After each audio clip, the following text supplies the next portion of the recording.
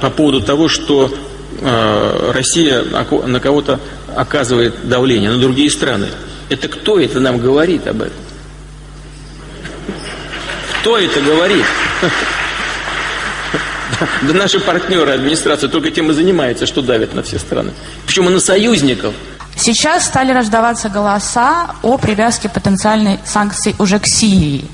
На ваш взгляд, насколько это имеет смысл? Что касается изоляции, да у них моторесурса и бензина не хватит, чтобы все наши границы объехать. Какая изоляция такой страны, как Россия? Это просто исключено. Если мы будем поддаваться этому шантажу, мы в конечном итоге потеряем их в сфере экономики. Потому что превратимся в какой-то экономический придаток, кого бы то ни было. Этого Россия не может допустить, потому что она этого не переживет. Американских же бизнесменов, в свою очередь, беспокоит ухудшение взаимоотношений между Россией и США. Об этом вопрос бывшего конгрессмена от Демократической партии, а сейчас партнера юридической фирмы Рика Баучера. Мне кажется, что бизнесы в России и в США чувствуют себя лучше, когда отношения между нашими странами сильнее. Поэтому мне было бы интересно узнать ваше мнение о том, какова природа наших двусторонних отношений, как они будут развиваться. С действующей администрацией очень сложно вести диалог.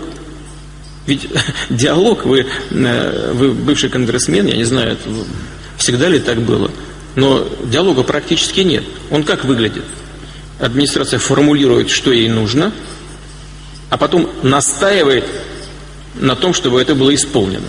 Но это не диалог, это диктат какой-то. И так почти по каждому вопросу. Мы-то готовы к диалогу, но диалог – это поиск компромиссов. Значит, теперь я отвечу на главное. Вот что нужно для этого сделать, для того, чтобы ситуация нормализовалась? Нужно вести себя партнерски и учитывать интересы друг друга. Мы к этому готовы. Интересно, что, несмотря ни на холод в отношениях, ни на западные санкции, присутствие на форуме представителей Соединенных Штатов Америки внушительное. Еще один вопрос Владимиру Путину о будущей смене президента США. Готовитесь ли вы к тому, чтобы работать с президентом Хиллари Клинтон в следующем году? Она описывала вас как человека, который прижимает другие страны. Американский народ сделает тот выбор, который посчитает нужным, и при любом раскладе мы будем работать с любым лидером Соединенных Штатов. Кто бы ни был этим лидером, кто бы ни был президентом. Если, конечно, руководитель Соединенных Штатов хочет работать с нашей страной. Нам ведь все время говорят, это тоже такая ущербная на самом деле позиция. Вот когда-то, лет 10 назад, Россию вообще не вспоминали, говорили, что о России говорить нечего, потому что она такая третьестепенная, значит, региональная держава, вообще неинтересна. Теперь проблема номер один во всей избирательной кампании – это Россия. Они только и говорят. Это, конечно, очень приятно, но только отчасти. Почему отчасти? Все участники этого процесса злоупотребляют антироссийской риторикой и отравляют наши отношения межгосударственные.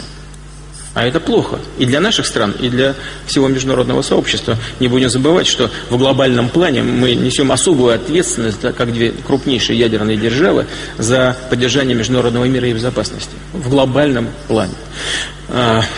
И при этом, я вот уже, знаете, мы, как правило, стараемся не говорить об этом, но нам всегда шепчут во всей избирательной кампании. Это не только сейчас происходит.